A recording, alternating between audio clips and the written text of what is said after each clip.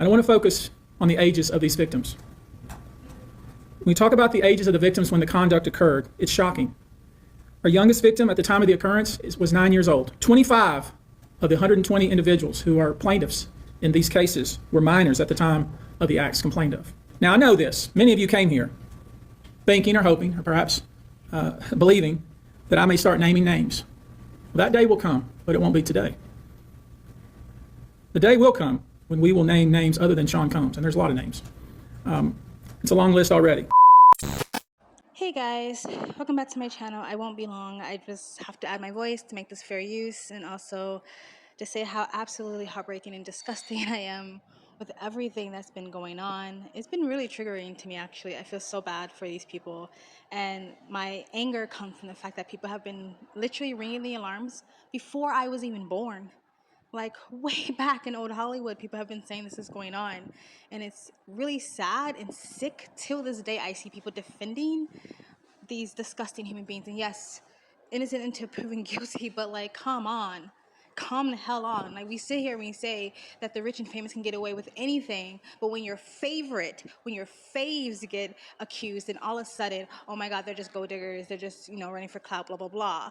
Like, they're not gods, people. They're not gods. They're just human beings that make music and movies. Why the hell do you worship them so goddamn much? It's sad, and you need Jesus if these are people that you worship like gods. Anyway, this is a briefing. I'm gonna let you watch the video. It has been edited down a bit, not that much really, but if you want to see the whole thing, I'd encourage you to go watch the whole thing on your own.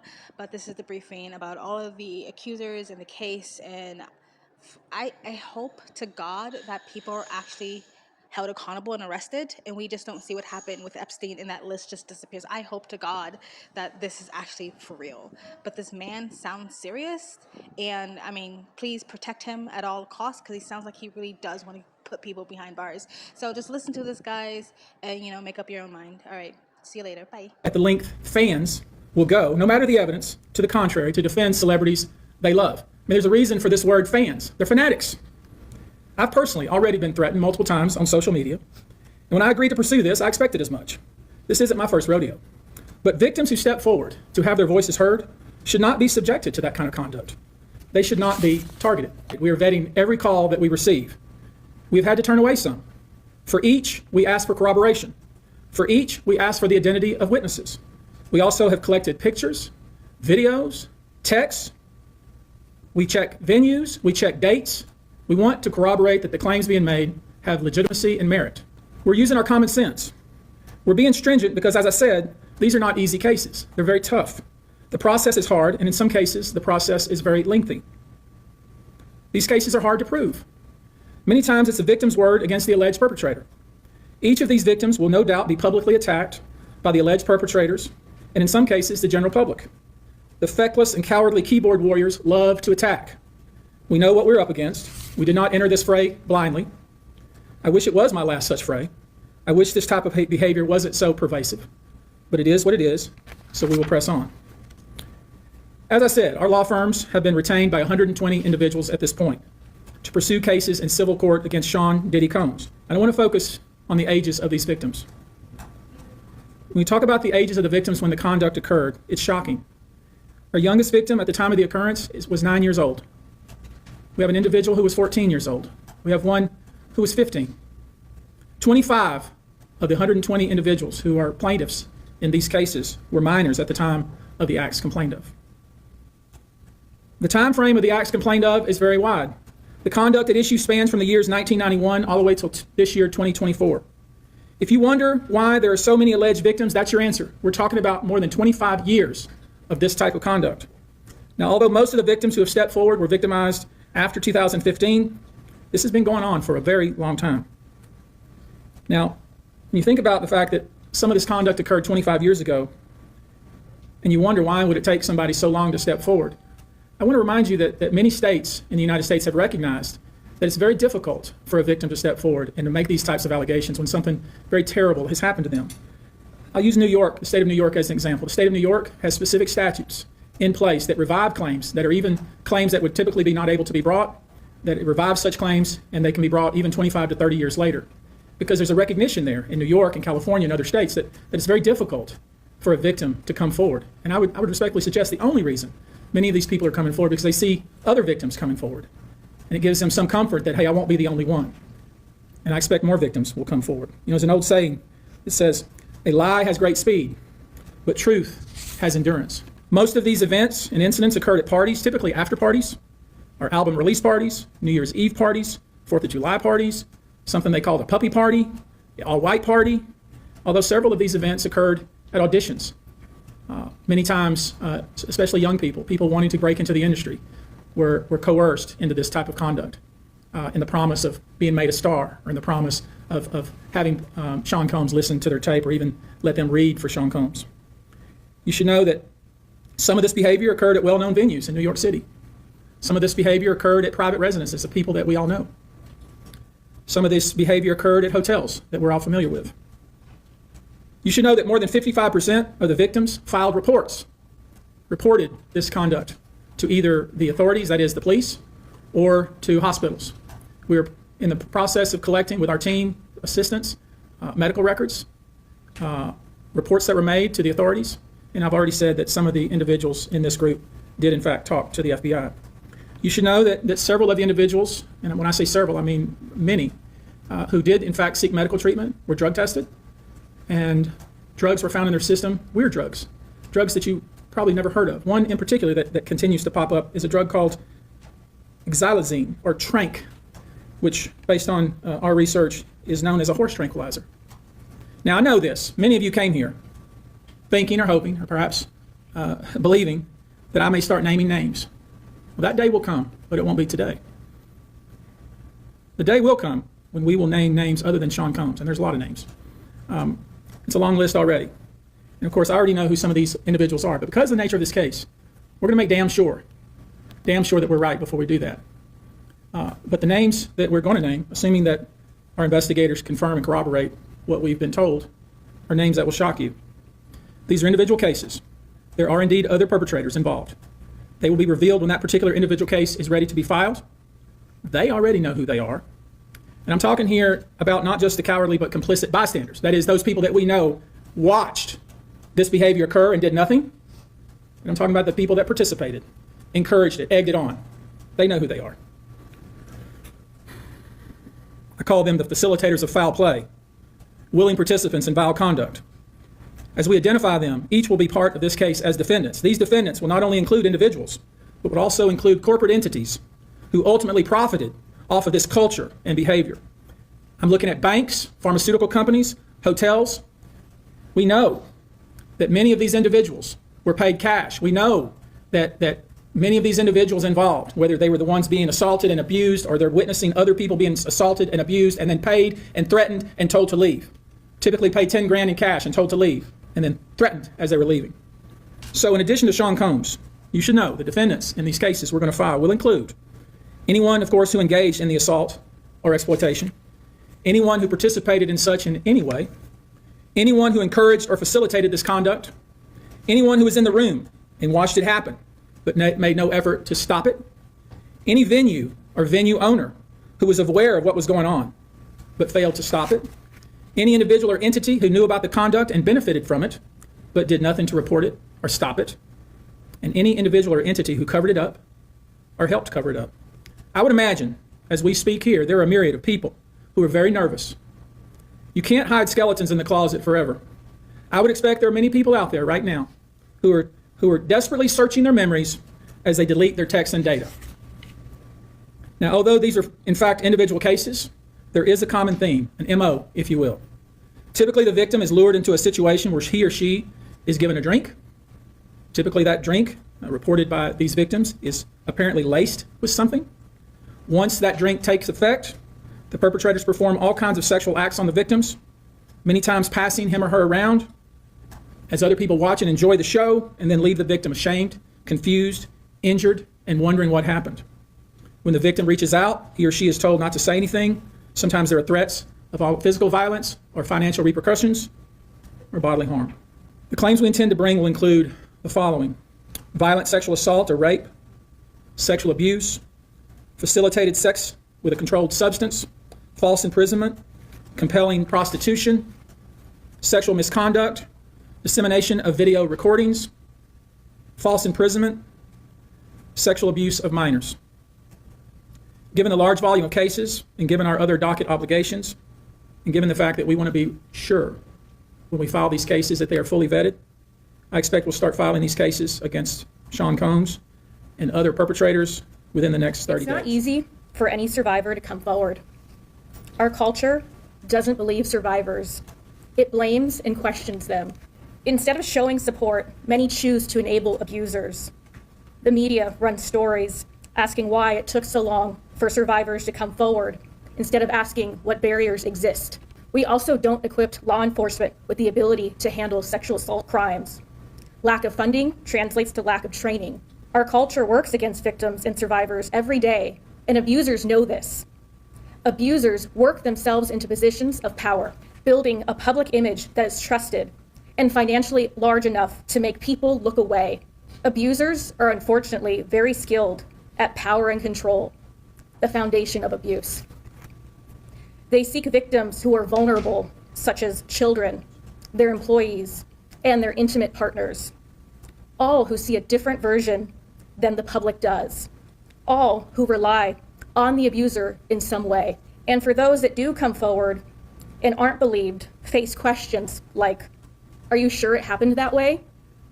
Were you drinking? To the survivors that have come forward despite not being believed at some point in time, your courage is like nothing we have seen before. A team of people standing by, literally. If you know that this happened to someone and you have information about it, please contact us. If this happened to you, come forward. There's attorney-client privilege here. What you tell us is in confidence. Yes, we'll have to go out and build your case, but we will protect you. And the other thing that I want to say is the pattern and practice of this, again, is unprecedented. Over 30 plus years of the same sort of events happening, people thrust into the circle reportedly, and horrible things happening to them as a result. And from talking to these people that have come forward these past 10 days, they tell me directly, this validates my feelings. For so long, I thought it was my fault. What is it about me that put myself in that scenario? What was I wearing at the time? What did I do to be subjected to such horrific treatment at these people that I was trying to trust? Well, we know now it was not your fault. You were victimized by a group of powerful people that operated for 30 plus years, taking advantage of their wealth and the power that they held within the music industry. So again, thank you to every single person that has come forward and contacted our office over the past 10 days. If you or someone you know suffered the same sort of treatment, please contact us at the number behind me, and we will Sexual assault is not just a crime of violence against the body. It's an assault on the very essence of human dignity and safety.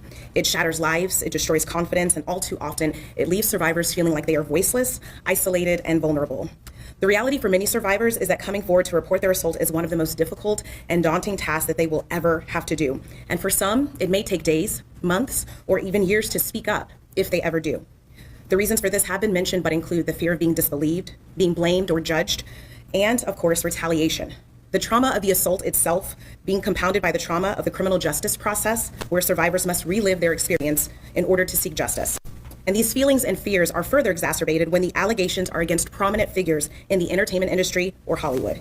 Cases involving powerful figures often attract significant media attention, which can deter victims from coming forward due to fear of public exposure or scrutiny. The intense focus on these high-profile cases can make survivors feel that their personal lives are being put under a microscope, causing further emotional distress. These allegations mentioned here today, as reported, reflect deeply troubling claims that deserve thorough investigation, and no individual, regardless of their stature, is above the law or public accountability. Sadly, the statistics paint a very disturbing picture. According to the National Sexual Violence Resource Center, 1 in 3 women and 1 in 6 men will experience some form of sexual violence in their lifetime. In the U.S. alone, there are approximately 463,000 victims of rape or sexual assault every year, and these numbers barely scratch the surface, as sexual violence remains one of the most underreported crimes. But the numbers that follow tell an even more troubling story. Only about 23% of sexual assaults are reported to law enforcement. Of those, just 5% lead to an arrest, and even fewer, less than 1% of reported cases, ever result in a conviction, which is a devastating gap between the crime and the justice that survivors deserve. I want to briefly focus on our state here in Texas. According to the Texas Association Against Sexual Assault, 6.3 million Texans, men and women, will experience some form of violence. That's every 2 minutes someone is sexually assaulted. meaning during the course of this press conference, around 60 individuals will forever be changed by this violence. And those are just a few of the victims. Obviously, this is unacceptable. We cannot allow this cycle of silence and inaction to continue. We have to ensure that our legal system is equipped to handle these cases with the seriousness they deserve, and that survivors have access to the resources that they need beyond the legal courtroom. We have to address the root causes of this epidemic: prevention, awareness, and fostering environments where respect, consent, and safety are non-negotiable values.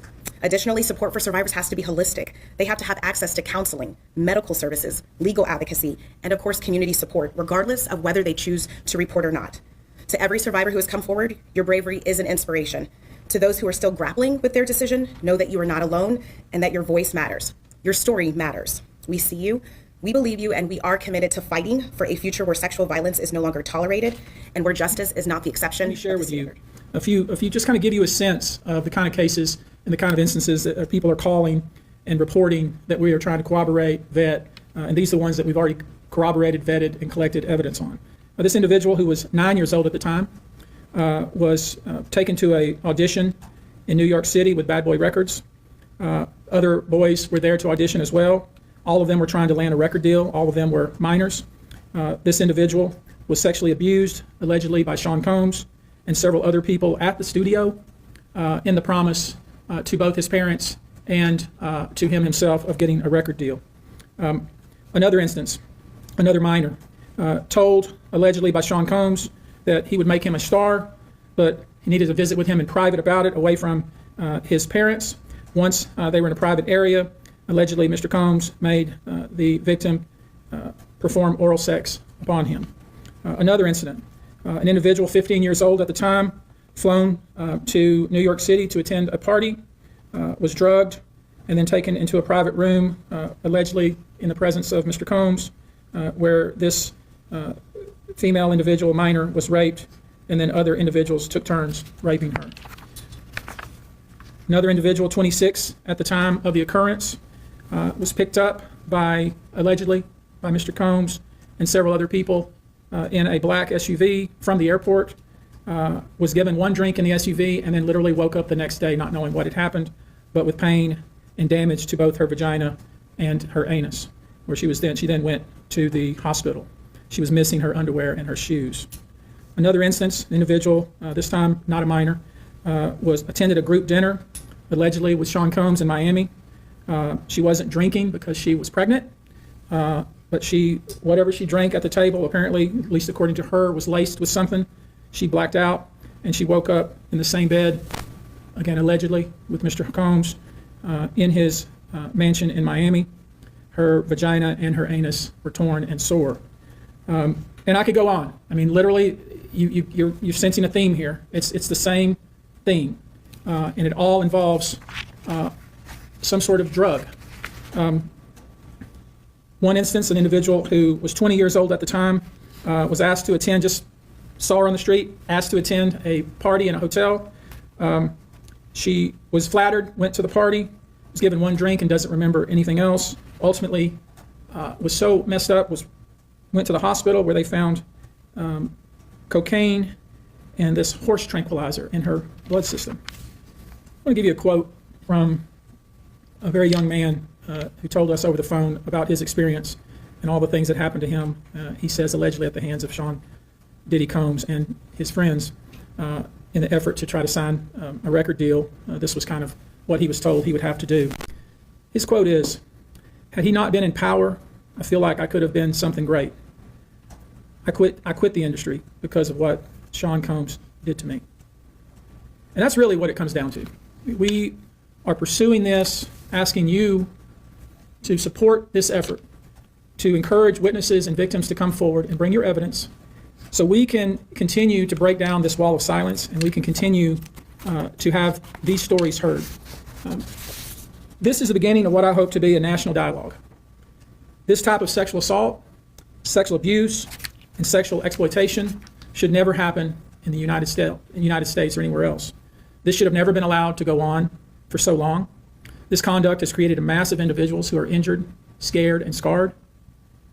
If you're one of those individuals, we ask you to reach out. If not to us, to someone you trust.